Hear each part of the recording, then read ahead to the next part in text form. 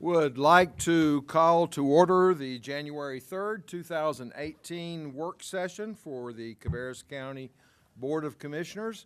Welcome, everyone. I would remind everybody to silence your mobile devices. You may not be like me, who got a call just now, which was my reminder to turn mine off. Glad that happened before we started. You all have in front of you the agenda for today's work session. Do I hear a motion to approve the meeting agenda along with the amendments on page 134? Okay, we have a motion and a second. Any discussion? All in favor, please say aye. All opposed, no. That motion passes. And we now move to item 3, discussion items. We are very happy to have several folks with us tonight from the Mount Pleasant Library. Martha Dobson, Marcia Morris, Kyle Billifer, Emery Ortiz. I saw Marcia and I thought that this may be one of your productions. They are always very entertaining, so that would be great. Welcome, we're glad to have you with us tonight. Thank you, thank you. We've had several meetings over the past few months regarding the expansion of the Mount Pleasant Library. It has been in the capital improvement plan for many years, and we had an existing set of plans for the original expansion, which we have been advised are no longer viable. They're not up to modern codes. So to kind of get this project rolling again, we need kind of some guidance on how the board would like us to proceed in terms of raising money, the Friends raising money for new architectural plans, and kind of how to progress from there. And Kyle can give you a lot of information about the different challenges that that particular location poses. So currently the building usable square feet is about just over 3,600. Total building is just at 38. So we'd be looking at a proposed expansion on the rear of the facility. So if you're familiar with the facility, the original, I guess, kind of feasibility layout drawings, there was 6 of them done, 6 different kind of renditions, some with mezzanine, some without, some with mezzanine that were open, some with mezzanine that were closed, and all sorts of different layouts. It would take it out to the parking lot, and that would net them about 1,900 square feet, probably only around 1,830 usable in terms of physical people in rooms. There's been some discussion that should we take it further out into the parking lot, that would require at least talking to the adjacent owner of the rear facility to possibly gain some of their parcel, not all of it. You have some grassy area off the back curb of your back parking lot of that site that ranges from 35 to 45 feet. It's kind of on an angle, but setbacks, you wouldn't be able to push your parking lot out there. So, and I think these ladies will talk about all those options that we could look at, but you'd have some significant costs. You have your underground electric comes in from the rear of the facility that would need to be relocated, and all of your HVAC package units for the entire facility sit back there. So all of that would need to be relocated, and that's not just yanking up the unit, that's pulling the line sets and pulling in where everything comes. So there would be some significant work that would need to be done. There's also some trees I think we would lose. We'd have to look at some stormwater issues out there. And in terms of the building, the structure itself, tying in the roof or how you would expand off that building with a sloped roof would be interesting in terms of how we do that. It can be done, but it would involve some modifications to the existing facility and the existing roof structure. So we met, and obviously the plans are so old that they don't take in the last round of building codes. They would need to be refreshed anyways, and after discussing amongst ourselves, I think the group consensus was what the renderings were showing isn't really what they need now anyways. So what I suggested was that they were to hire an architect to do a feasibility, a floor layout, and more importantly, come up with an opinion of projected construction costs based on what they draw. So we would do similarly what the county does for a lot of our projects now, is hiring either an architect or an engineer to say, okay, here's what's in our head, here's what we need operationally. Tell me, can it work code-wise? And then also, not just give me some figures, literally hire a cost estimator that gives us an OPC, opinion of projected construction cost. I think I've teed it up for you guys. pretty well. Thank you. We did, the Friends and the new Mount Pleasant branch manager and I all met to kind of discuss what the modern needs of that branch are. The community is growing very fast. The library is seeing great usage. They have a very popular homeschool book club in there now where about 50 people are in that branch at one time. And I don't know if you've been in the Mount Pleasant Library, but 50 people is a lot of people in that building. And so we kind of talked about that and how those services are growing, and feel that it would be important, if we're going to renovate this facility, to do it for a long-term plan and extend it out further to the end of the parking lot. And that would account for a dedicated children's space. Right now, the meeting room that we have in Mount Pleasant is a shared space with the teen collections. And so it is hard to have programs in that space without people needing to walk through and grab a book or use facilities. The break room is also through the meeting room. So it would be nice to have that dedicated meeting space. There is currently no separate office for any of the employees to work in. So one of the former managers had to have meetings off-site when she wanted to have personnel meetings. So it would be nice to have a little bit more dedicated space and room to grow as that community keeps growing. We have discussed it also with the Library Board of Trustees, and I know these ladies were working on talking to the town of Mount Pleasant, and have Marcia's production coming up soon, the big fundraiser. And so we kind of wanted to broach the subject with you and let you know what we were talking about. Just to give you an update from the expansion that they were referring to, the drawings, they're several years old, and it is currently in your CIP to do something in the future. However, there's no funding available, no funding identified for it, so it stays in that 5-year and beyond category until funding is identified. So, and you're already talking about the one on the western, the new branch on the western side. So we talked a little bit about how do we move our project up? And so we talked a little bit about if there is some additional private funds or nonprofit funds that would help pay or to put towards the project, it may help us move it up a little quicker, and that's where they're at now. So in order for them to know how much money they have to raise, they have to know what the cost of the project is.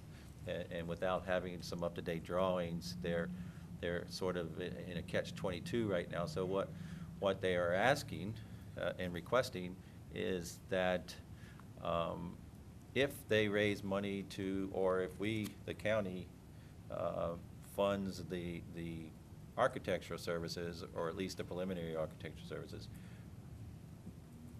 and it comes back at a reasonable price that they feel that they can raise sufficient funds to make an impact on that, would the county be agreeable to moving that up? So I know it's a whole lot, so we don't know what we don't know, and I can't recommend to you right now because I don't know how much it's going to cost. So what they're trying to do is figure out what's first, the chicken or the egg. And I think the first thing is what do you want? What do you need? So they need to have somebody draw it up. So I think if they raise the money to hire an architect, and then they come back to us, to you, to say, okay, we think we can raise this much money based on this drawing and estimated cost, is that enough to move it up? But they don't want to go out and raise too much money or even do the preliminary work if they don't feel comfortable, or you don't feel comfortable with allowing them to maybe progress in that direction. Did I cover that all right? That sounds about right. Okay, all right. So we're sort of in an area. It is on your CIP. Again, the Friends built the building and the town built the building. We staffed it, stocked it, and we've been operating. It's overcrowded. It needs to move forward and get larger. However, we have parts of the county that don't have libraries, and that's where we've been focusing our efforts here. However, they want to excel the process, so they want to raise some money to help fray those costs. But it's hard to go out and raise money if there's not a commitment, or at least some type of endorsement from this board that they can take out to their potential donors. So I'll leave it at that, and you can ask questions, and I told them that we're getting ready to start the budget process, and it's another 3 or 4 month process. So that may be better to, after that process, you may have a better feeling on what you feel comfortable to committing for the future. But it pushes your project out another 3 months. But we wanted to get them here so that you could hear what they were hoping to do and would like to do, and that they are willing to raise money to help with the process.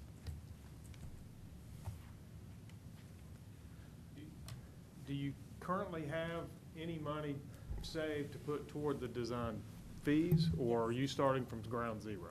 We have money saved. Over the past several years, the Friends, we believe we've really raised our profile in the community. The events that have been referred to, we put on a play every year that stars local, we call them our local celebrities. Mr. Morris has been in the play, and Mr. Downs has been in the play, and so people come to see names and faces that they're familiar with look foolish, and we draw in a lot of people. We did a It's good been job very of that. successful. They do a good job of making it look foolish. You were awesome. I wish you all could have seen how awesome he looked last year in his 80s get-up. So, in any case, we have built up some funds. I mean, nowhere near enough to do everything we'd like to do, but we do have some funding available to us. We really feel like right now is a good time for us to try to push this forward. We feel like there's a lot of civic pride in Mount Pleasant right now. We've had some positive changes come to the community. People are excited.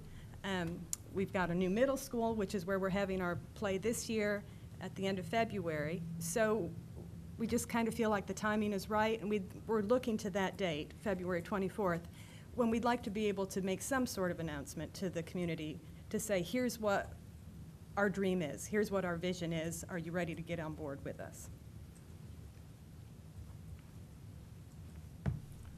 This sort of caught me off guard, even though I've seen the agenda items, last week when it was published. It sort of caught me off guard because I've been focused on where we're going to find land for a park, because Mount Pleasant needs a park. And Yeah. and so the library, I get reports pretty much every month from Ernie Morrison, when he does that at Active Living in Parks. And, you guys took a pretty heavy hit when the car run into the building and the attendance dropped. And I think it has recovered from that some. The best of my memory, it has recovered, and it seems to be doing well now. And there's no doubt in my mind that the space is needed for future growth and to accommodate what you've got going now. But now that we've introduced this, like I say, I've been focusing on trying to find land for a park. That was my vision. We are still in the process of doing that. We've had a couple of good meetings on that we'll be talking with you during the budget process as well. Okay, well, that's good. So see, at least we got the wheels going, and it's never too early to start something like this, because one thing that I have found is it takes time. I don't know how long it took before I come on the board about the Rob Wallace Park, but I know it took years and years and years. And when this is the first introduction we've had of this. So don't be surprised if it don't linger for a while because of other things that's on the plate now being, ready to dish out. But I'm in favor of us doing whatever we have to do. The same with Midland. Midland's been trying to get a library for several years, and Emory, you know what's going on down there, how they had to start, and they're working their way up. And Right. But it's just a slow process, but it definitely has a lot of value, though. So I guess the most immediate need is the $100,000 for the planning and design, so that we really know where we're headed. No, sir, that'd be for complete construction and design That's- drawings and construction administration.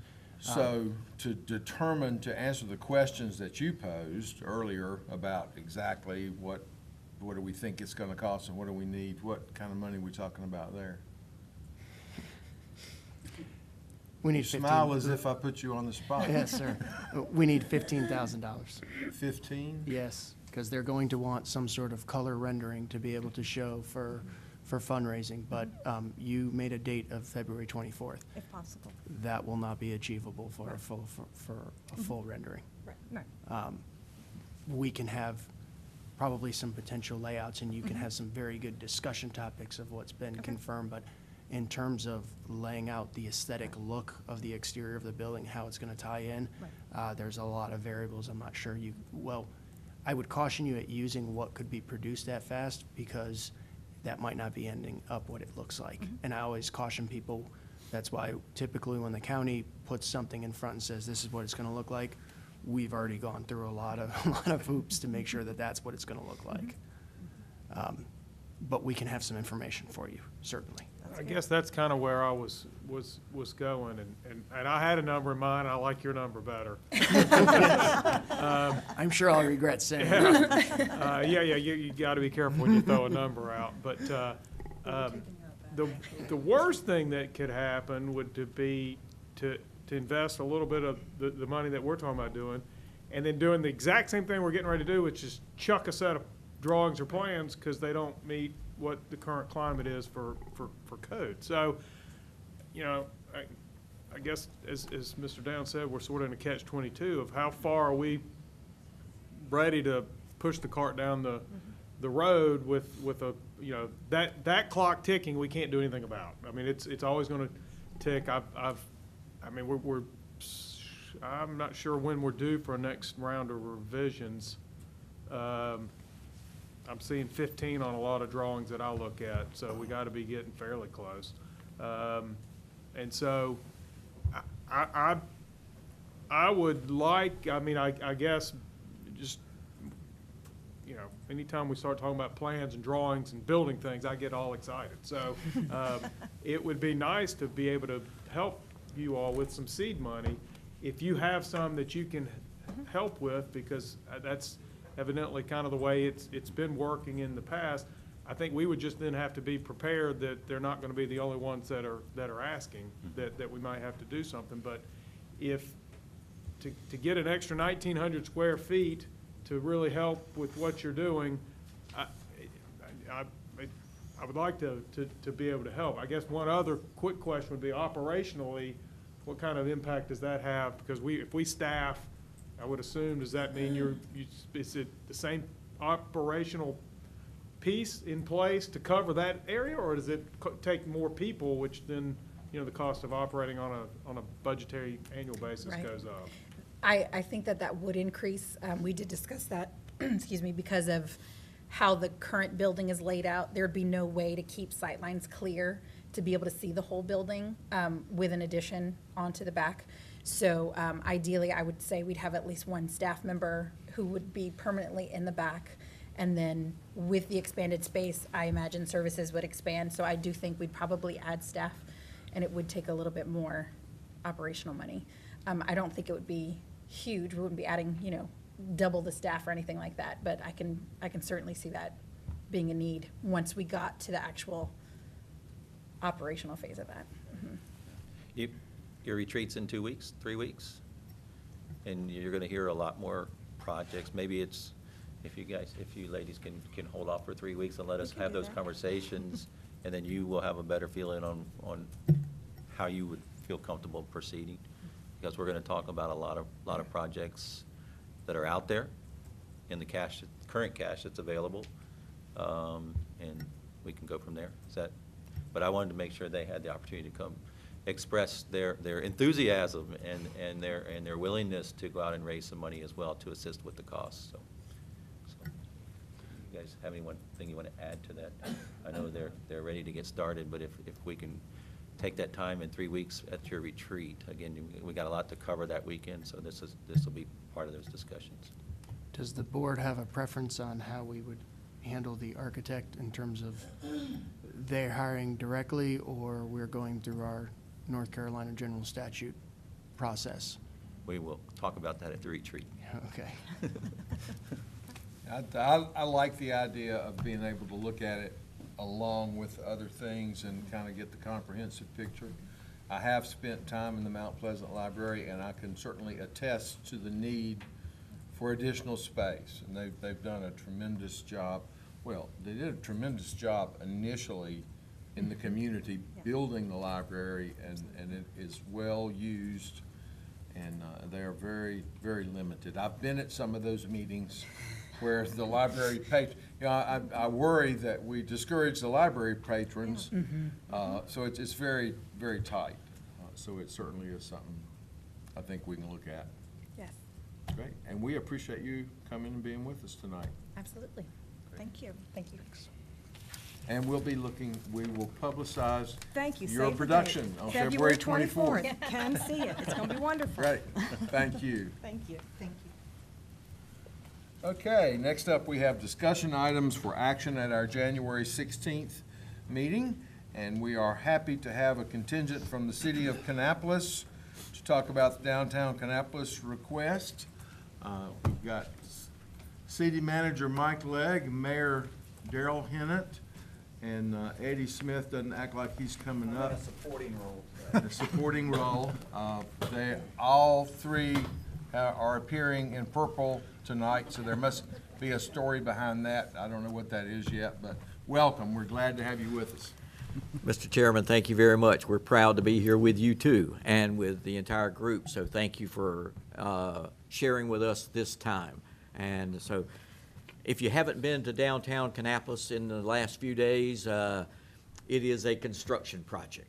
We have fences up. We have taken down the old K-Town Furniture Store. It is completely gone now. It was only a few weeks ago that we were out there talking about starting to take it down, and many of you shared that exciting day with us. And we have now fences up around most of downtown. If you've been on Main Street, you've had to detour around parts of it while we have been putting in burying cable, putting in duct banks, and all the other stuff that you do for putting in infrastructure. Because as a part of this project, the infrastructure was old. It was put in back during the time that the mill created the downtown portion, and there wasn't as much metal piping available back in those days because of the war efforts and things like that. So lots of the piping is terracotta based, and it's falling apart now, and we're having to go back and put all that in. And as you know, we've talked in terms of about $25 million to do the infrastructure portion of the upfit. So that's $25 million that goes underground that the citizens don't necessarily see, except for while they're being impeded by their traffic around the downtown.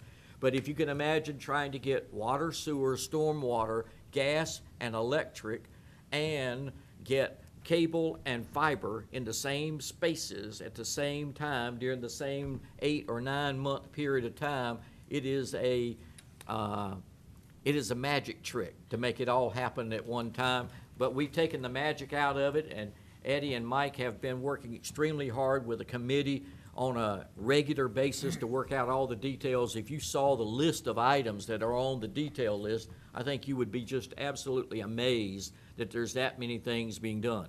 We're already taking down a few trees, not all, don't everybody say we're taking down the trees, but we're taking down a few trees. We're pruning some, we're helping some to get healthy. Some of those trees have been there for a long time, and we're working on that project and moving forward with that.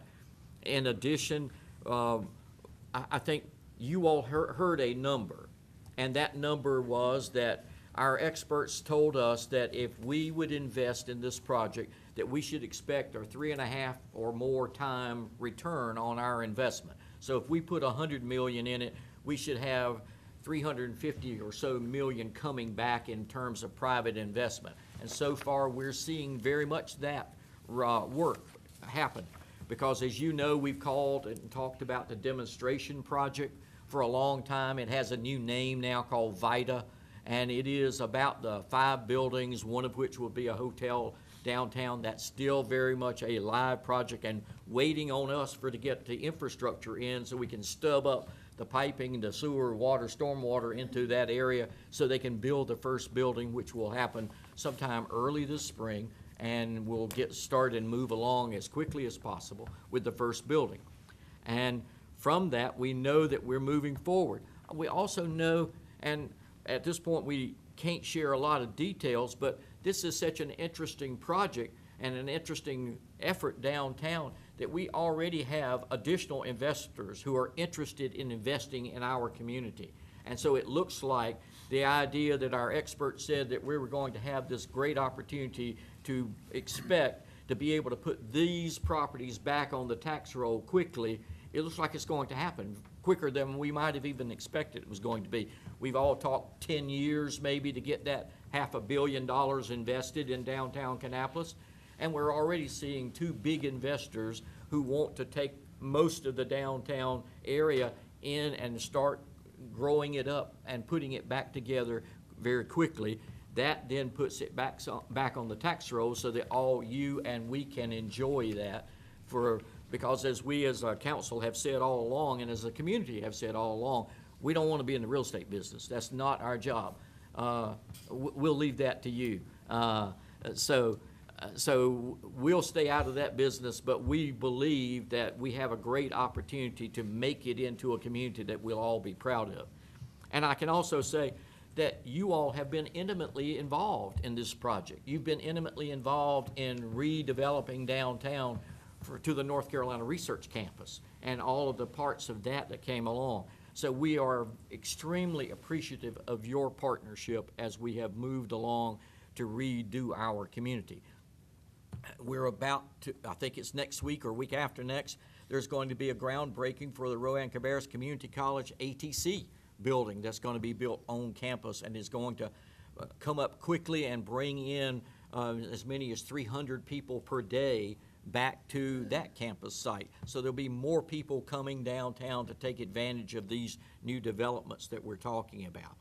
And I could go on and on and on and on talking about this, and you know that. So I'm going to stop and let Mike share with you the details of this project because we need to continue our support and your partnership with us as we move this project forward. So thank you. Mike?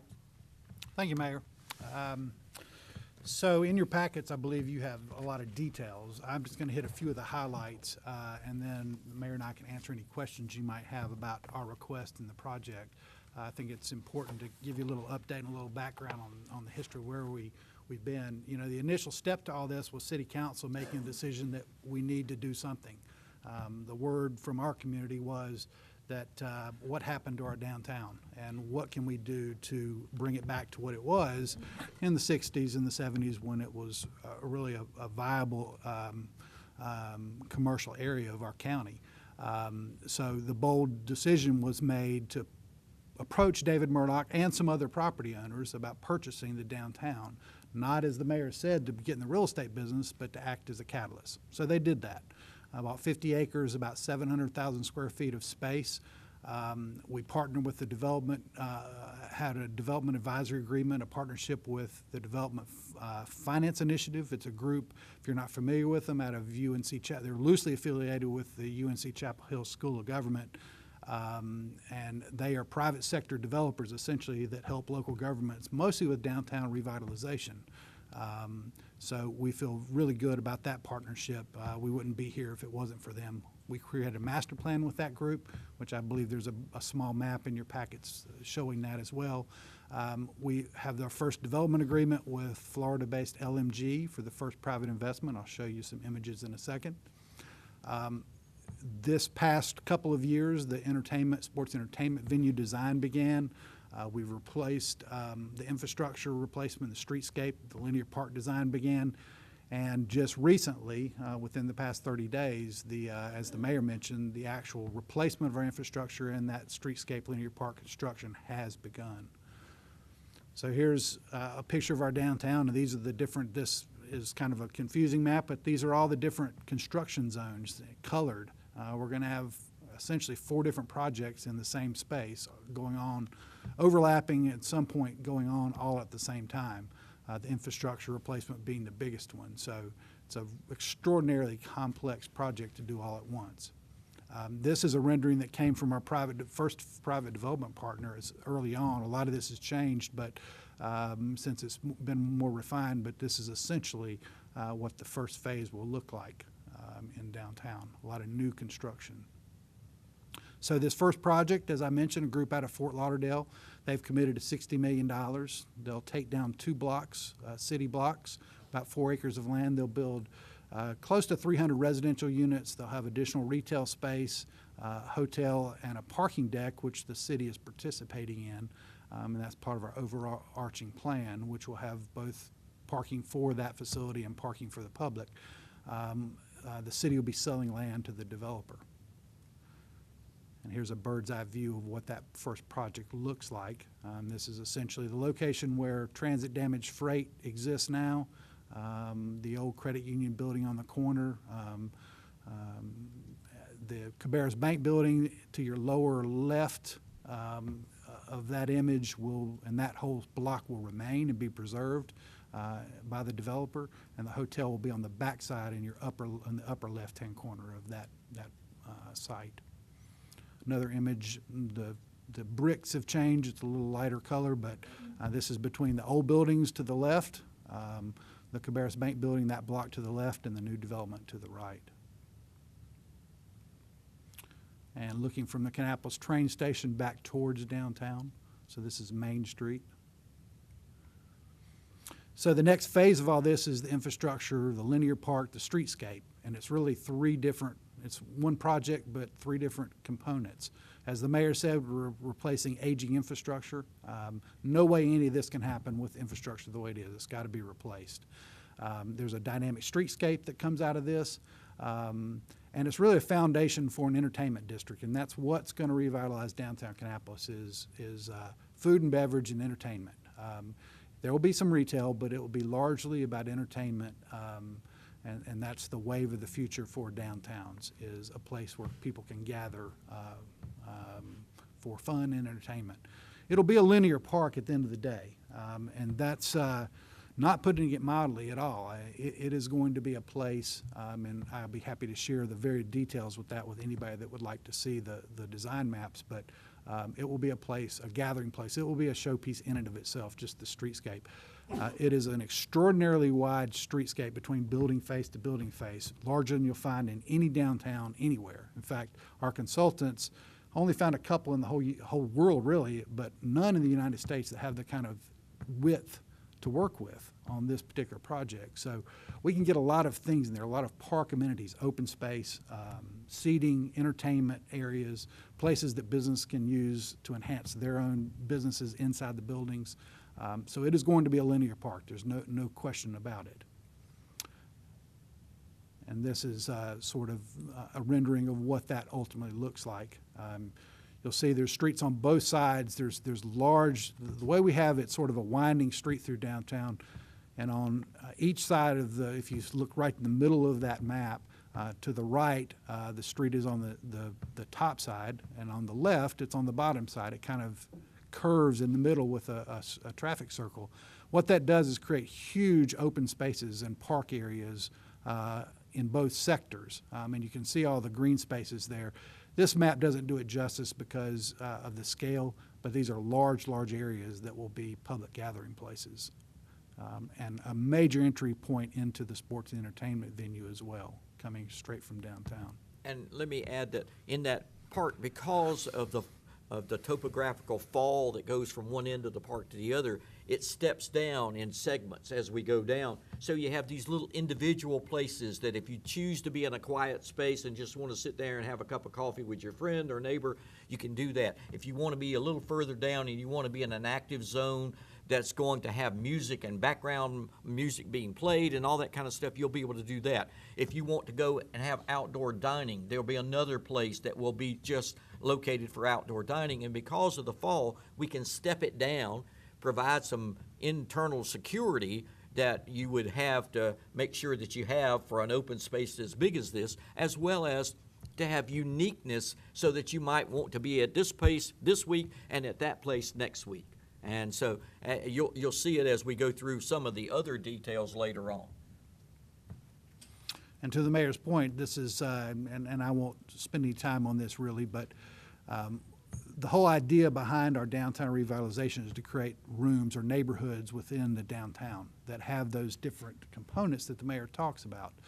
Active versus passive. You know, the area, the high energy area you see there sort of in the middle upper part on the right-hand side, that's entry into the sports entertainment venue. That on game nights especially and game days will be a major point of gathering for people. large amounts of people entering there, that is going to make those properties there extraordinarily valuable for food and beverage kind of entities. And that's this is a rendering of what that will look like ultimately, coming from our downtown right into the sports entertainment venue. So that's a good segue into the biggest project downtown, one of the two biggest really, is a sports entertainment venue. And it's more than just about baseball, although it will be home to the Kannapolis Intimidators. We have an existing 23-year-old stadium. It either needs a lot of work put into it or it needs to be relocated. And the decision was made early on that we could kill two birds with one stone. We could revitalize our downtown and solve the problem of the aging stadium. It'd be a little more expensive to obviously build a new stadium downtown, but putting money into the existing location was not a good investment. The team didn't believe it was, and City Council ultimately didn't believe it was either. It accommodates concerts, other events. It's a smaller capacity, frankly, than the current one, and a lot smaller fixed stadium seat capacity. There'll be suites, there'll be a large conference banquet space in the facility, but only 2,900 fixed stadium seats. It is focused on total fan experience. That's the wave of minor league baseball. It's not about baseball. It's not about sitting in a seat staring at a baseball game for 9 innings. It's about entertainment and people watching it, people gathering. That's why there's dozens of different options for people to be in this facility. And you see some of them there, loge boxes, which are small little outdoor suites essentially. Standing drink was a lot of standing room. There'll be a large bar in the outfield that people will gather, a party deck that people can rent. So it's less about sitting in those fixed seats. And it is part, an extension, as you saw from the renderings, of the entertainment district, which will be on West Avenue. We are in a wonderful market, and this is no news to anybody in this room. Of all of the Class A markets, there's 30 of them nationwide. We're number 8th in population. There's 700,000 people within a 30-minute drive time of downtown Kannapolis. That's a big number. Retail sales were 8th out of those markets. Average household income, again, top 1/3. Second of all those markets in 5-year growth, and 4th in entertainment spending. So point is it's a good market, and we believe that at a minimum, our consultant believes, and we fully believe this too, that we'll double attendance at a minimum with the new facility downtown. Here are some renderings of what the facility will look like. These are obviously being refined as we speak. So here's where we are on the upcoming schedule. The demonstration project, VITA is the name, as the mayor mentioned, begins early and within the next couple of months, actually. The sports entertainment venue begins this summer. And then there's some additional private investment decisions likely in the next few months as well, in addition to the one we've already mentioned. So already the interest, as the mayor mentioned, is strong. So our financial plan. The city is already committed to investing $98 million, and that includes the purchase, the venue I mentioned, infrastructure, the park, parking deck, some existing tenant relocations, including the community college, which we are relocating to a North Cannon Boulevard location. We are looking at 3 funding sources. Obviously, the city would fund the bulk of this project. We're asking about 23% from the county and a very small portion from the Cabarrus Convention Visitors Bureau. As the mayor mentioned, $375 million, give or take, is new private investment that's been projected over the next decade plus. And that assumes about $25 million on average. Obviously, that will change. The first few years, it'll be more than that. Might have a year or two where there's, a small amount, and then it'll go up again. So we're just assuming a 25-year average over the course of the next 20 years. So the request that we have on the table for Cabarrus County is an interlocal agreement with a 20-year duration. The county's only obligated to provide 25% of new property tax revenue from new development within the district, the downtown district. 85. 85. I want to make sure that was corrected right away. 85. 85%. The county is not obligated to a specific amount, unlike our previous agreements on the tax increment financing for the research campus, which was a 50-50 partnership. This is not a 50-50 partnership. This is whatever new revenues come from private investments, we're asking that 85% of those new revenues be provided to help fund the project. So the city assumes all risk in this particular venture between the projected funding and the actual funding. So if our projections don't hold true, we've got to find a way to deal with the shortfalls in meeting our debt obligations. The research campus, and this is getting into some of the details, some of the weeds, but the research campus properties are excluded. County manager and I have had a discussion about before this agreement is actually adopted, we may want to have a map that shows the district without those properties. That might make it cleaner and easier, but the way it's written now is those properties are excluded, mostly because they're going to come off the tax rolls in just a few years. So we want to make sure those are not part of the equation, because that would be a reduction in the revenues, and that we couldn't pull that off if that occurs. So we have to resolve that anomaly. And then the projected $25 million of annual tax base increase is a fraction, we think, of the typical countywide tax base increase. It was, I believe, according to your website, your budget last year, nearly $900 million. So we're not asking for a huge amount of what the county experiences countywide in growth on an annual basis. It's big for us, it's less so for the county, so we think it's a reasonable request. And then the Cabarrus Convention and Visitors Bureau is debating this now, and we should have an answer for them in the next couple of months. We are asking for a straight $227,000 contribution with an annual growth rate, and theirs is not tied to anything specific other than just an amount. And the last thing I'll say to the board is we think this is a reasonable request for two reasons. One, there's zero risk to the county. It's all new revenues. You're not obligated to anything other than what new revenues exist from the new development, which we feel highly confident in.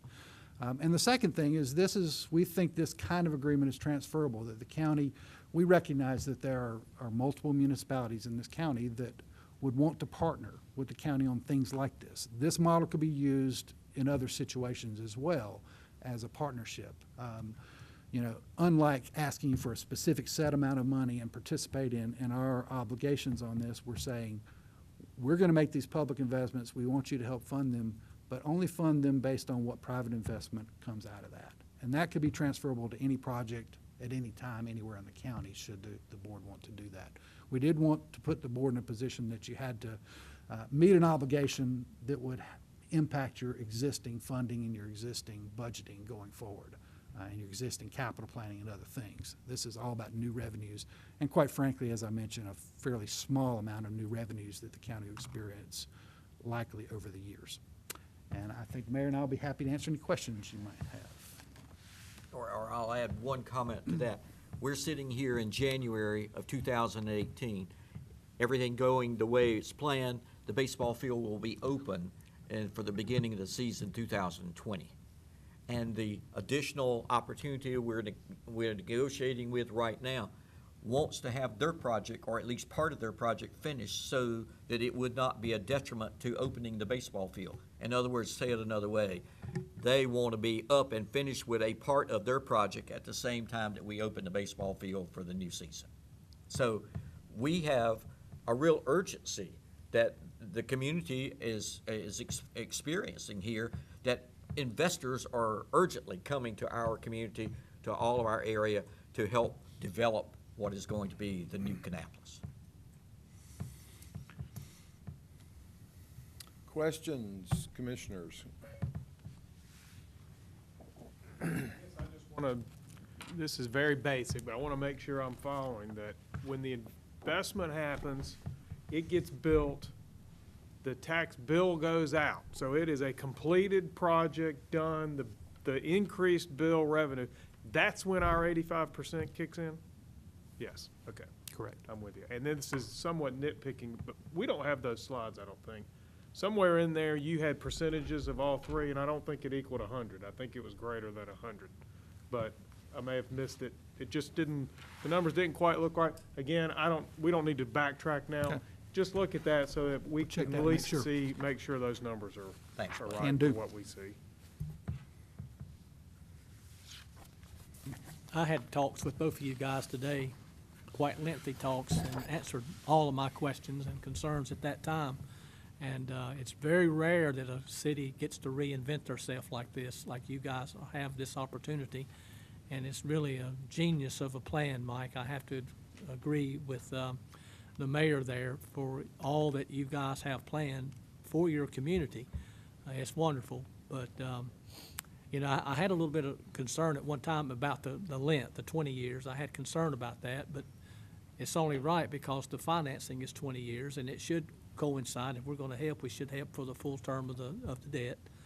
But keeping in mind, though, that we're going to gain far more than we're going to give away. We'll be gaining far more in the long run. It'll just take a little while to get there. And one of the examples that I use, because I was talking to a friend of mine today, and she asked me, you know, well, you know, how's it going to benefit? And I said, well, it's like this, you know, you've got communities in, say, Cabarrus County, and they're laying there. One, for example, look at Afton Village out there. Look where that used to be farmland, used to be just Poplar Tent Road, and that was pretty much it. But you look at it now and you say, well, how did it get that way? It got that way because of what you guys are doing in Kannapolis the same way. And so the infrastructure has to be there. And with you doing all the things downtown, it's going to be an inducement to bring new business in. Probably in reality will probably far exceed what you've planned. And I think you'll probably agree with me. So, you know, I feel very good with it, feel very comfortable that what we're doing here is going to benefit you, going to benefit the county and the citizens of Cabarrus County as well. I would add to that too, Lynn. We're just talking taxes right this minute. I mean, we haven't said a word about jobs. I mean, think about 2,000 new jobs downtown Kannapolis and what that's going to mean to our community so that people can make a living wage, so that they can be home with their kids in school and help them with their homework and all the other things that need to be done, so that we can have a thriving, growing community on many fronts, not just about property taxes. This isn't just about property taxes. While it's important for both of you and us, it is important, but it's really about growing a community and making it into what we all want it to be. And the next point I wanted to add to that is that we've had overwhelming support from our citizens. These are people who elect all of us as we're not talking about having to twist their arms to make them do this. They're excited about this happening. You saw the crowds when we had that just knocking down the building for K-Town Furniture. There was 300 or 400 people out there that were excited about what they were seeing, knowing that this community is moving forward. So not only do we have the right financial formula, but we have the right formula for people, for schools, for children, for jobs, and everything else that we want to make our community into as we grow. And I think that's the real essence of all this. Other questions or comments? I would add, you know, I'm very supportive of what you're doing. I think it needed to be done. I think I first began work in downtown Kannapolis in 1970, so I've observed it over quite a few years. And I was thinking earlier about what you're doing as far as revitalizing the existing buildings that are there and coming up with new uses. You know, we've seen that all over the United States, where downtown business districts have fallen into decline as the traditional stores have located in other places, and many have had great success stories, reinventing themselves and using those spaces for other things. And then quite a few of them have been demolished because of that. And I think there are quite a few of us that can remember a number of years ago when the area, which is now the Loop Road, but it wasn't there at the time, the acres and acres of warehouse buildings that stood over there that at one point, even while the mill was still in operation, were demolished And the answer to that question was, well, we're not using them as much, so we want them off the tax books. We don't want to have to pay property taxes on these buildings that we're not using. And, you know, with some of the previous ownership and some of the buildings downtown that have deteriorated somewhat, need some upfitting and some repairs, I thought, gosh, you know, if we'd have stayed on the track that we were on, that could have happened to those buildings at some point in time. So I applaud the city and what they're doing. With all that being said, you know, I've had conversation with our county attorney. I am currently operate a business that is a tenant right now of the city of Kannapolis, rent the gym theater from the city. So I had questioned him as to the appropriateness of my voting on this proposal, and he has indicated that he does not see a conflict there because of the tenant relationship. But I did want to mention that just so everybody is aware of my involvement in the process. But we certainly appreciate what you're doing.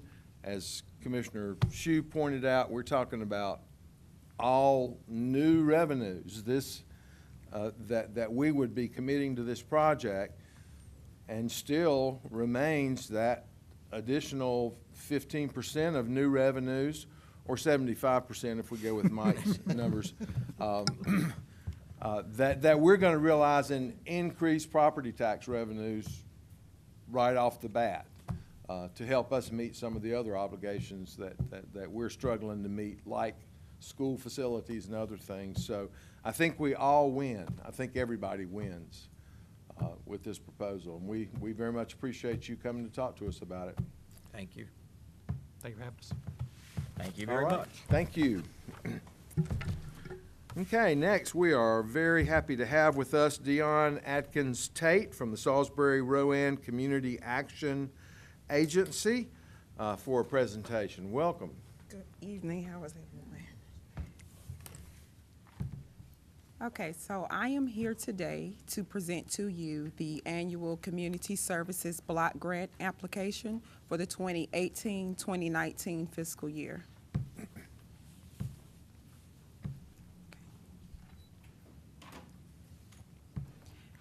I'd like to first start with a little history of the Community Services Block Grant. In 1964, Congress passed the Economic Opportunity Act establishing the funding for community action agencies. Community Services Block Grant is funded under the Office of Economic Opportunity, which is an anti-poverty grant under the federal act. And what it does is funds the operations for state-administered networks of local agencies.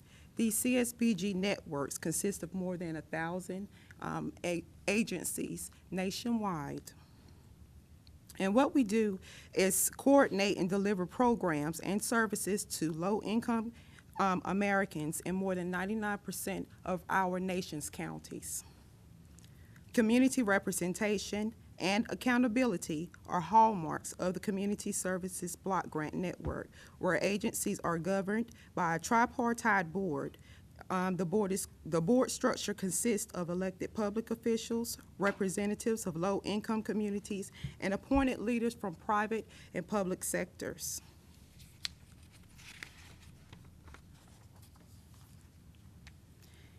The Community Services Block Grant Program for the 2018-2019 year for the Cabarrus County, our funding allocation will be $200,418.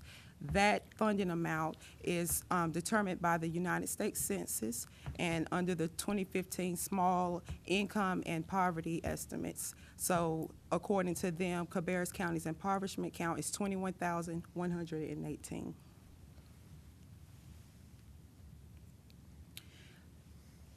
Under the Salisbury-Rowan Community Action Agency, the Community Services Block Grant has the Self-Sufficiency Program, and that is the program that administers the CSBG, which is the Community Services Block Grant funding. The self-sufficiency program assists low-income individuals and families in both Rowan and Cabarrus County who are motivated to obtain employment and better employment with the goal of becoming self-sufficient. Our supportive services include employment assistance, job training, entrepreneurship support, financial literacy, as well as professional development. As far as our targeted outcomes for the 2018-2019 year, these are the outcomes that we are expected to achieve through the Community Services Block Grant funding. The top number is the number that we plan to serve, 135. And then we want at least 23 of those persons to rise above poverty. That is the ultimate gain for this Community Services Block Grant program, is to help individuals rise above the poverty level. We also want at least 35 to obtain employment, 15 better, 7 with medical benefits. 20 people we want to help complete educational training. So with the Community Services Block Grant funding, we fund anything from CNA training to truck driving school, just any type of certification. In addition to that, we want to help at least 10 families obtain standardized housing, 20 to provide emergency assistance to, 45 employment supports. That's anything to help them obtain and maintain employment. And then we also want to provide those educational supports, not just to the individuals who apply for the program, but also to their children as well. During the 2016-2017 year, we were able to help 20 families rise above the poverty level. 42 of those families and individuals received employment supports. 39 obtained employment or better employment. 17 of those families and individuals received educational supports, and 10 of the families and individuals obtained standardized housing. The funding allocation for the 2016-2017 program year was $243,467, and we were able to serve 55 families here in Cabarrus County.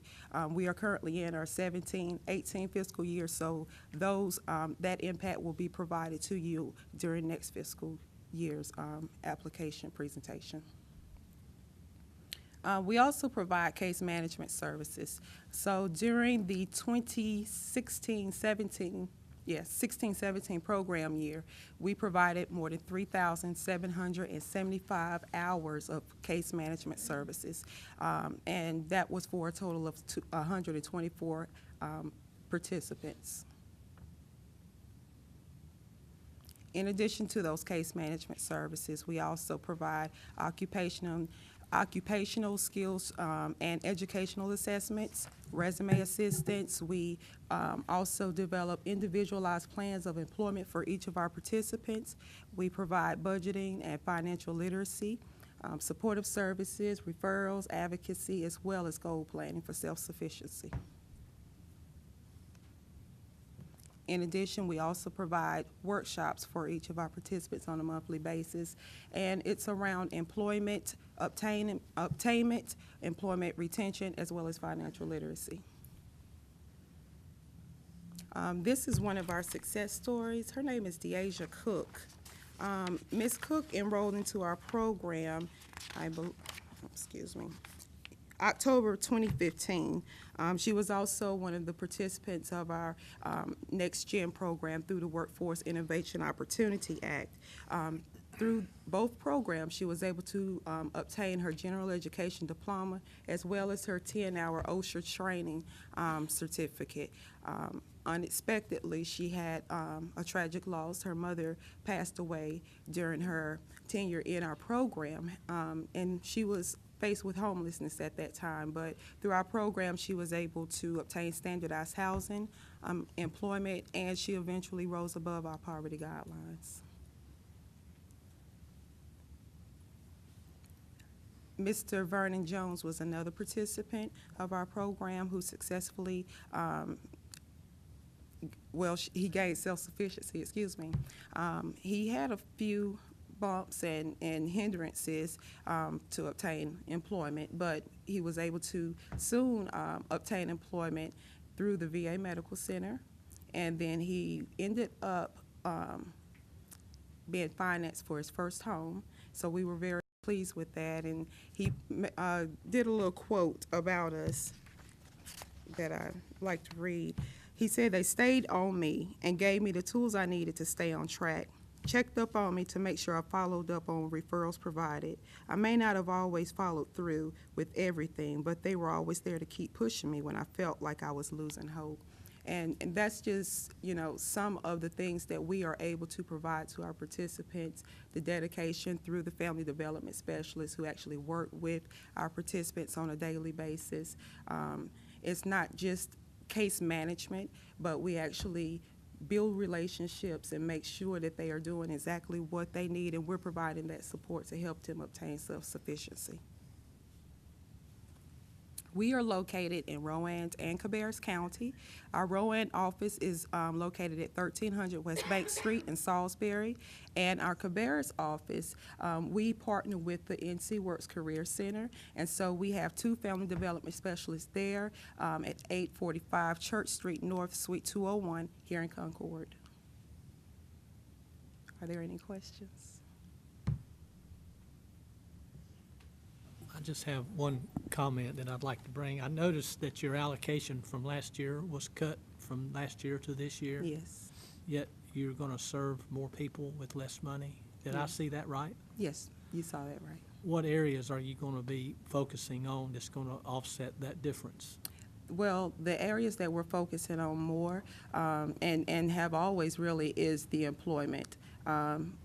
We had a lot more money to put into housing supports last year, well, in this current fiscal year as well. So we're just going to put more of our efforts towards obtaining employment and better employment so that we are able to help more people rise above the poverty guidelines. Yeah, well, that's a good thing. I was over at the Central Iowa Council of Government here for a meeting recently, and they had one of their videos of a guy that goes to my church, and he got a new job after working where he worked for so many years, and he lost his job, and he worked through the NC Works Career Center, and he got a much better job, and so I know that part works. I don't know much about the other, but it's money well spent, though, to help people get back on their feet and yes. get things going good. Thanks for coming. Thank you. Anything else? Any other questions? And if I understand correctly, this is not something that we vote on or approve, but part of the grant process requires a presentation to this board. Is That's that correct. Correct? Yes. Right. Okay, any other questions? We thank you very much for being with us tonight. Thank you for having me. Okay, next we move to item 4.3, establishment of audit charter and committee, and we're glad to have Paul Ferguson and Pam Dubois to talk with us about that. Prior to Paul speaking, we're all aware of the 2016 audit findings that we had for the Human Services area. I think there was somewhere in the double digits of issues that were discovered and of great concern. After the audit was presented, county management and staff did an evaluation. We had a vacant position that we reclassified from the Human Services Division to establish the senior auditor position, which Paul now holds. We took that information that we received from the auditors. It was very unnerving for us to go through that process, and we took great concerns that we needed to do some improvement and put some more compliance issues into place. So we moved forward with the position that I am referring to with Paul, and to make Cabarrus County better. As Ms. Farrington presented the budget in December, the audit in December, you can find that we were down to 2 findings this year. However, Paul came in through the middle of that process and has been able to get some education from the external auditors. We were headed in the right direction, but in hiring Paul, there has been some efficiencies that have been found, and he will go over that and the process that we're looking here to establish a charter. But there has been great benefit for Cabarrus County for this position. It was long overdue. We have tried to do it many years, but it's just not been successful with all the other activities that are going on. And by placing the position in the county manager's office and isolating it to strictly do internal auditing, it's been very successful.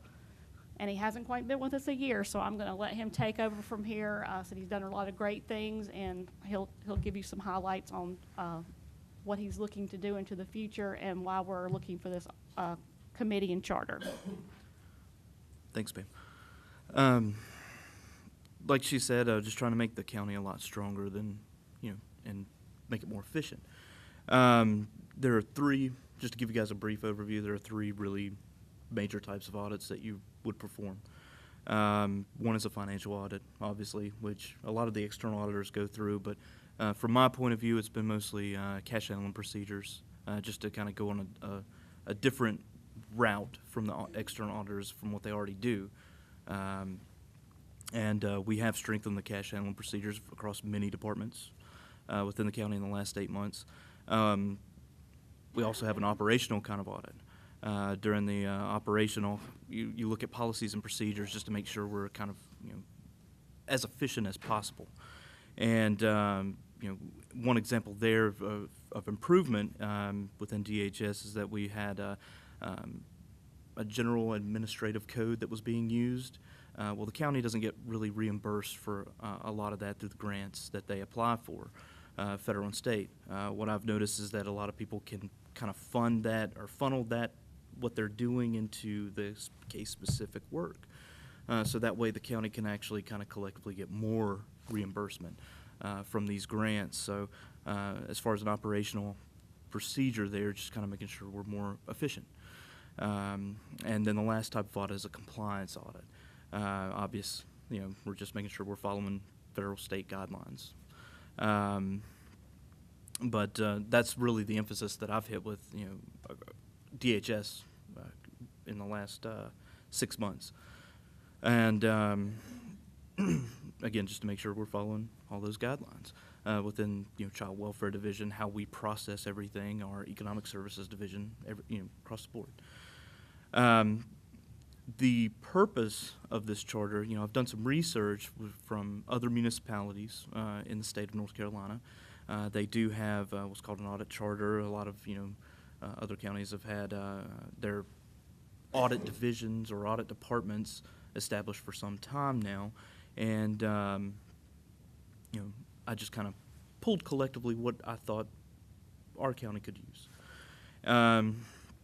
But the purpose of this charter is to establish, the audit division's authority in data research and data collection, that process within each department. So that way, if I ever, I can have full access to whatever I need to gather any data that we need to audit. This charter is also established to, form a general communication standards and expectations from and for all the departments, and it also establishes an audit committee. The purpose of this audit committee is to meet, discuss, maybe quarterly or, whatever I think we would feel more comfortable with. A lot of the other counties and municipalities have either one or two council members, city council members, or commissioners on this board. And again, that's at your discretion. I just kind of pulled from all the other counties and municipalities there. But I think the consensus for that was to the best way I can get information as to a concern is by word of mouth, and I always have to keep my ears open. And I think a lot of folks might come to board members to voice concerns, and that's something that could be discussed in the audit committee. And also, the audit plan that I have submitted here too. It's just a brief description. That's what I would have submitted for the audit committee. When we would meet, it also shows just a brief description as to what will be audited, what department will be audited, and a brief timeline of amount of hours there that show how long it would take to perform that audit. I would also have a final disclosure for any audits that are performed where we can discuss any recommendations that I might have for the county. I'll open up the floor to questions, concerns, or comments. I think the board's commitment to quality control, financial, fiscal control, I think, and you allowed us to create the position, and it has more than paid for itself in what we have found. This here also sets up some structure that gives credit to our process, credit to your commitment, and to making sure that we are doing things right. And then it gives Paul the opportunity to bounce ideas off, bounce recommendations off a committee that's made up of multiple departments, multiple levels of management as well, to make sure that his recommendations are workable within the individual departments instead of just throwing them at them and saying, here, do this. And so we're excited about it. We're excited about what Paul's done so far and what we know and hope that he will do in the future. So we just want your endorsement on this to set this up. Again, as Paul said, if you would like, there are positions stated or identified here. If you think the board is we know you have a lot of committees and we know you have a lot of commitments, this would be another one. But your input would be valuable if you so choose to be that designee. Or so, and as Paul said, any questions on that between Paul and Pam and myself, we can answer that. But it has been very, very beneficial to management as well as our employees to get this process started. So. Other questions? Sounds like a very good idea to me. And I think certainly with the experience with DHS and also, especially through my involvement with the Transportation Advisory Board, it is amazing the number of strings and requirements and this grant you must do this and this grant you must do something else, and they're not always compatible with one another, so compliance on those is a challenge, and additional eyes and hands involved in that process, I think, will be beneficial to everyone. All right, thank you very much. Thank you. Okay, next we have from Human Resources, Pam Dubois and Lindy Covington, modification of the Law Enforcement Fair Standard Act exemption for overtime. I'm going to start the process. Over probably the last 3 or 4 months, we have been working on this whole project, and Ashley Allen, Lundy Covington, and myself have been greatly involved in a lot of the research that has gone on and the information that's been presented here today before you. So we are having our 1/3 salary study, and this year is the public safety study. So that is going on right now. This particular agenda item is not related to the public safety study, so I just wanted to point that out. So we did a survey of surrounding agencies to find out the method of how they pay their officers. And for illustration purposes, I'm going to refer to deputies as I talk through this project, but there are law enforcement on all levels, so the positions that are in there, but I'm going to use the deputies. So on the second page is a chart that has all the agencies that we surveyed: Cabarrus County, Mecklenburg County, Rowan, Union, City of Concord, and City of Kannapolis. And the positions that were studied in that were the deputy positions, so that's why we're utilizing this information.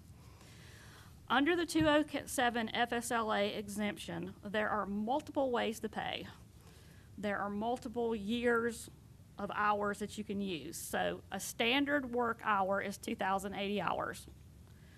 But under FSLA 207K, you can have a 2,223 hour, a 2,184 hour, a 2,229.84 hours, or you can use your standard 2,080 hours. That's a lot of information, but just to let you know that there's a lot of diversification under how individuals pay. We have had a lot of vacancies over at the Sheriff's Department and a lot of concerns in our retention and how we pay our officers. So the results of this study show that Cabarrus County was second to the last in our payments for our deputies, only being ahead of Rowan County. We also pay under the 207K base pay plan. And what that means is that over a 2-week period, there is a base pay that each deputy receives. And that base pay is for hours worked up to 85.5. And they get X dollars. Once they exceed 85.5, overtime kicks in. Okay? That is how a lot of agencies pay. However, it's not how our competition pays. Mecklenburg County, Union County, and the city of Kannapolis pay under a different method. And that's what we're presenting to you this evening. I'm going to try really hard to keep this as simple as possible. So I explained to you that we pay a base pay up to 85.5 hours, and then we go to overtime. What we would like to propose to you is that we establish an hourly rate for all of our law enforcement based on 2,080 hours. Therefore, that if any employee who is on the same grade, they are paid the same hourly rate. What we have now are a hourly table under 2,080 hours and an hourly table under 2,223 hours. So our first thing is to get us on a level 2,080 hours. We did this with EMS a year and a half ago when we converted from 24 to 12 hours. We took them off of their definition of fluctuating work week and we moved them over to the standard 2080, and once they exceed 80 hours, we pay them overtime. Under FSLA 207K, you can do a base pay or you can do better, and we would like to do better into the process of paying hour for hour worked. So under that conversion, we would take the base pay, come up with an hourly rate under 2,080 hours, and then a deputy would be paid for every hour worked from 0 to 86, straight pay. So illustration purposes, if they make $12 an hour, they get paid $12 for 80 hours of work. If they work 84 hours, they get $12 an hour for 84 hours of work. If they work 87 hours, they get straight pay for 0 to 86, and then the time and a half goes in for the extra hour. There's a cost to that. The cost of that, as we've been reported on the agenda item, is $837,000, but through all of the testing, it is only $637,000. One conversion process that was taking place failed to pick up a conversion of the hourly rate from the 2223 to the 2080, which caused the extra $200,000 that's not necessary. I hope I have not confused the issue, but we value our deputies, we value our law enforcement, we want equity within the county, but we also want to be competitive. And this one correction can put us back in the competitive market. And then this data will be turned over to the salary study in comparison to how that process works that Ashley Allen is working on in the HR department, and then those results will come out later on in 2018. So for this particular item, we're basically asking to convert our employees from a base rate to an hourly rate and transfer them over, paying hour for every hour worked up to 86, overtime starting at 86, commencing in February of 2018 with an estimated price tag of $637,000. For a 5-month period for this fiscal year would only be $234,000, and then annually next year it would continue forward. We had the contingency money that was left over that we're using for one-time projects that we didn't have to use for the schools, so that that money would be available in next year's budget. So it's already there. We're going to use it as one-time projects this year, so it's there for reoccurring purposes next year, so it should not be a hardship in continuing forward into the future. And think that's all I have in relationship to how we're going to pay. Lundy's now going to take over with ordinance changes and anything I forgot. I definitely appreciate Pam's heavy lifting on that confusing portion. If you do have questions, so please do ask. We'll try to be as clear as we can. What I'm going to present are just a few brief changes to our personnel ordinance that would tie to this proposal. That's what I passed out, so you have a summary of those changes. The last time we were before you to discuss changes to the personnel ordinance was September 2017. So most of the changes I'm going to present tie to this project. There is one final item that's separate, and I'll try to point that out as I get there. As Pam said, not only are we concerned with external competition, trying to retain the employees we have and also trying to recruit new employees, but we also want to make sure we're fair internally amongst our different divisions. So law enforcement is one portion of our public safety group. We'll be back before you hopefully at your February meeting to present results of the salary study for all of public safety. The changes to the ordinance right now involve in Article 3, the pay plan, there's a section right now on overtime that's very brief, very little information. We'd like to take this opportunity to expand that section to cover not just overtime, paid overtime, but also comp time, which many of our departments are able to accrue. And we also added additional detail that basically document our current practice. The material change, though, right now is to note, as Pam has said, that employees, law enforcement non-exempt employees that are working either an 80 or an 84-hour schedule would be paid straight time up to that 86 mark. 86:01 is when overtime would commence. So that's change number one. We also had changes to our conditions of employment, Article 5, under our work week definition, and that is because we are clarifying that there are two different schedules for deputies to work, deputies as well as detention officers. As Pam mentioned, there's the 8-hour shift, which is 80 hours or 2080 annual hours.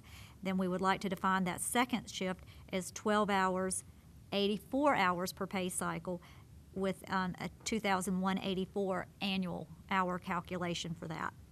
We also added to that section as repetitive data that personnel would be paid after 86 hours at overtime as per 207K, which is the section of the Fair Labor Standards Act that authorizes this, and that hours from 80 to 86 will be paid at their regular rate, again, just to provide clarity to our employees.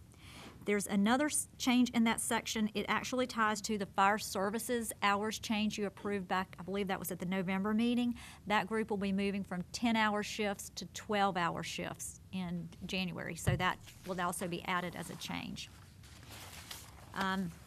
We also had several changes that impact our benefit tables as they pull together. So under our leaves of absence policy, holidays, when work time is required. We've currently been advancing holiday time to all of our sheriff's office employees. With this change, we would only continue to advance holidays to our 12-hour sheriff employees, or 12/84 per pay period. The folks who are on an 80-hour schedule will be treated the same as regular employees. So that modification was made. Under our vacation leave manner of accrual section, we basically have taken the opportunity to rearrange that section to improve the flow. It has a lot of tables and it's very confusing, frankly, to read through. So we've added verbiage prior to the table to make it flow better. We've also reduced the number of charts and tables through this process. We've been able to consolidate and get folks onto a simplified table structure. And the third change is we've gone in and made improvements to the table itself so employees can see not just an annual number, how many hours they would receive under vacation accruals, but also to show them a breakdown per hour and also per pay period. So that will help as an employee is looking at their pay stub to kind of reconcile that. Under sick leave, we had a simplification there. We have also used tables in the past that are basically no longer needed since all employees will be under the same accrual rate of .0462 per scheduled hour, and that's whether they're an 80 or an 84 scheduled person. So all of those changes tie to the item Pam presented. Are there any questions on that?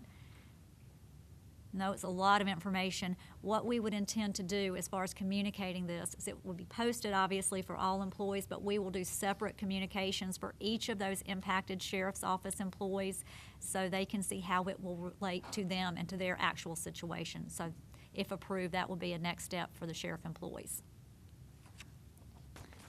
All righty. One final change then. It has been a while since we've been to you with changes, but as we were working through this, we also had a clarification need come up in our employee benefits section as it relates to health care benefits and eligibility for those who are seeking to move to the retiree health plan. There are places in the ordinance that very clearly talk about being a full-time employee to be eligible, but we now have several employees, because of Affordable Care Act, who are also participating in health insurance but are not considered by the county as full-time employees. So we wanted to clarify the rules as to them and how that would work. So basically, the intention that we've clarified is that for an employee to qualify for retiree health insurance, they would need to be employed as a full-time employee at the time of retirement, basically a one-year window prior to retirement, to move into the retiree health insurance plan. So again, that's not going to impact many people. It's just an item that we felt wasn't covered clearly enough and could be confusing. So after discussion with county manager, that's the direction we would propose moving for retiree health insurance for those under Affordable Care Act coverage. Any questions on that one? Or Mike, do you want to add any? I think you covered it. Okay. The memo that's also attached, it gives you an outline of all these processes and the study that was done. The recommendations that we have, I'll just read them out to you in that back one. That right there, that's the recommendations. Okay.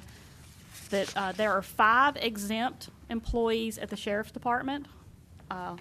And those 5 exempt employees will move over to the regular Cabarrus County tables and be treated like all other exempt employees following under the 80-hour schedule. The other consideration was to move all the non-exempt employees and pay them hour for hour at a cost of $637,000 annually. The move would put law enforcement and detention officers in better alignment with Cabarrus County employees as well as competing neighboring agencies. And if approved, the implementation would be in February of 2018. So I just wanted to make sure that you saw that on the back side of that memo. And we'll update that to the accurate numbers, the new numbers that were established today. So. Right, I need to change the 8 to 6. But the only number that changes is the 637. That's correct. 37? Yes. Yeah, 837 will go to 637. It needs to be changed on the cover sheet and the memo. Okay, questions for Pam or Lundy? I think it's absolutely something that we need to do, and appreciate the time and effort that you have put into it on behalf of all the commissioners. It may appear to those watching at home that we didn't ask a lot of questions, and the reason for that is we've already spent a significant number of hours studying this material that you've provided to us, and I think each commissioner asking questions one-on-one. So once you look into it, it's pretty clear that it's a direction we need to go, I think. And Paul Hunt, Chief Deputy, is over here in the audience in support of the proposal, and we have gone over it with the sheriff and the Chief Deputy, and we're, like I said, they're in support of it, but I just wanted to let you know that he was here.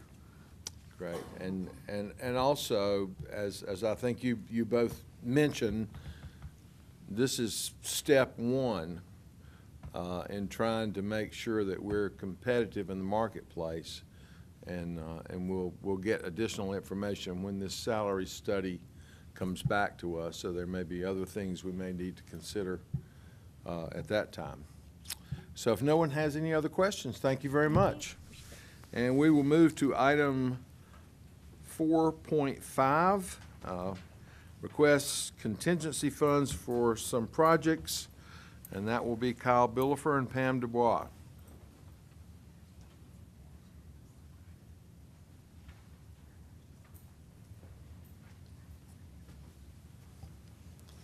going to let Kyle talk about the projects, and I can tell you a little bit about the finances. Yes, I'm coming in front of you tonight to ask for two projects, funding for two projects specifically. The first one is the modernization of the two elevators here in the governmental center. We have modernized a majority of the elevators throughout the county. I don't believe we've modernized the historic courthouse, but the governmental center are the last two. And over the past 4 months, we've had, especially the elevator on the left, has had significant issues, most likely at night, but we've had to come back, myself included, to get people off of those. So a modernization pretty much is the guts of the elevator. So the wood inside will still look the same since that's been updated. It'll be all the controllers, the motors, the pumps, some of your the governors inside of it and limit switches and things like that. We had it in our CIP list, but after speaking with Pam, I felt that due to safety, we needed to bump that up and try to use it to get it done this year. The other project I'm bringing in front of you is fall protection measures at multiple buildings. There's over 12 buildings that are of immediate concern. If you're familiar with fall protection regulations and the update that OSHA and obviously the Department of Labor did over the past couple years, this is when you're driving down 601 and you look over at the Corning facility and you notice the entire building having yellow handrails around the roof. That is why. So you can see some facilities like that. Our facilities will not all look like that.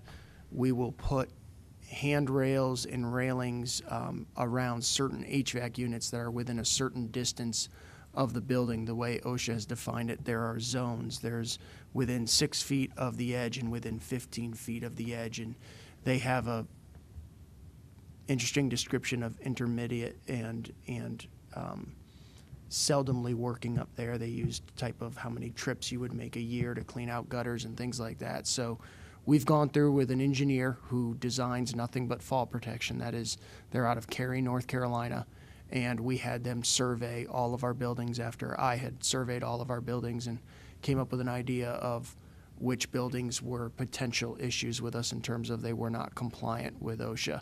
And we've identified these in these fixes, and they've given me that estimated figure to put these repairs in place.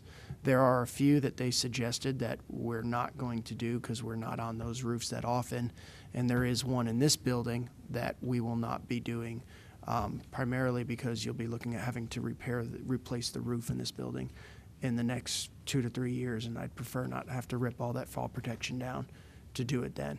And just so you know, skylights are included as our light tubes. So we will have a lot of this fall protection involves what looks like a cage over our skylights and our light tubes. It's not aesthetically pleasing. Okay. Questions for Kyle? While you're thinking about any potential questions you might have, this might sound familiar, but in December we brought an item to you to buy a new dishwasher for the jail. We had $1.1 million in contingency in anticipation of additional students in the school system that did not come to fruition. So that money we propose to use for one-time projects, and as Kyle mentioned, we have been working on the CIP list, so we're trying to take some of those projects off of that list and utilize some of this $1.1 million, and this will be the second and third project on that list for that for these requests. We have a spreadsheet of our contingency where we're showing how much money we've utilized, so we know about how much we have left for as they go through the projects and come to you at the retreat. There may be some other projects that we might be able to move off to use the remaining of those monies, because there's still some of it left to complete some of those other projects as they find them throughout the process. Did you say, and I think it bears repeating if you did, that you've had to come over after hours to get people out of the elevator? I have. Yeah. Well, I think that answers the question. Certainly gave me a new incentive to use the stairs instead of the elevator. It's all part of our wellness program. So. Right. Okay, any other questions? All right, thank you very much. And we now move to item 4.6, adjustment of line item budget for Roy and Cabarrus Community College. And we are for the Advanced Technology Center, which of course we heard the folks from Kannapolis talk about it earlier, and we're glad to have Susan Fearington with us. When we first received the numbers from Roy and Cabarrus, it's been probably 2 years ago. So we established our budget, decided at that point what we were going to fund with cash and what we were going to borrow money for, and the numbers have changed and shifted around a little bit. So I wanted to go ahead and get our books up to date to match the most current estimates, and that was included in your agenda packet. But the basically it's just making the changes from the original request. So at this time, there's no overall increase in the total amount of project. We are still projecting a total project amount of $17,017,983, and we are projected to borrow the construction cost of $14,293,499. This debt issue we're participating during the spring. We're waiting on a couple of numbers from Cabarrus County Schools and decide narrow it down to exactly what month we're going to issue the debt. So we're still working with the Roy and Cabarrus Community College and Cabarrus County Schools to narrow down the exact timing of the debt. I'll be coming to you probably in the next each month with different process of the debt issuance like I normally do. We ask for the bonds and then just the different procedures. So that's coming. The plans are for the Roy and Cabarrus Community College to present their construction bids, construction contract next month at the February board meeting. So they will be coming. They have a construction manager at risk project, and they're going to come and explain all that to you and with their numbers to get your approval. And so at this time, and for our regular scheduled meeting, it's just a matter of approving the budget amendments and project ordinances to get the money shifted around to the proper categories. Any questions? Okay, any questions for Ms. Fearington? Okay, thank you. Okay, next we have item 4.7, Human Resources Drug-Free Workplace Policy Update, and we're glad to have Lundy back and Ashley Allen. Good evening. Have a very brief and exciting presentation to you tonight on some updates to the drug-free workplace policy as required by the Department of Transportation. You've received a copy of the policy. All changes that we recently made are track changed in purple for your review. Basically, we had to add 3 definitions to the policy, one for substance abuse professional, one for the DOT. We had to define the Department of Transportation in our policy, and then another for evidentiary breath testing device. Additionally, in the updated policy, you'll see several places where more detailed information has been provided in regards to our policies and procedures. 2 of these are more on the provider end, so WOF or the clinic are responsible for these items, but they're required to be in our policy now. So we've added more details regarding the steps that the medical review officer must take when he receives or when he sees that there are drugs in the system, the steps that he has to take with our employee before he lets us know whether the result is negative or positive. Additionally, we're required to add the county will remain compliant regarding the number of employees randomly tested each year. And we'll do this by checking in with the Federal Transit Administration and just follow their numbers. And then we also have to add a detailed procedure on page 15 regarding the way alcohol testing is administered and to DOT covered employees.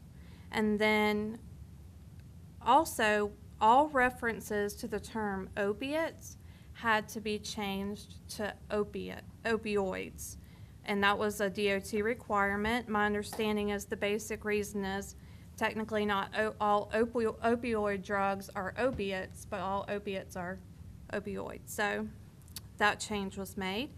And then the DOT asked us to have all covered employees sign an addendum to the policy, and we've done that. And that's all we have for you. If you have any questions, we're happy to answer them.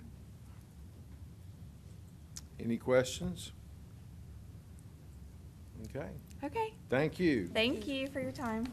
Okay, we move now to the approval of our regular meeting agenda, and you all have a copy of that before you. Does anyone see any changes or adjustments that need to be made to our regular meeting agenda on January the 16th, which, if I remember correctly, is a Tuesday, not our regular Monday meeting due to the Martin Luther King birthday holiday?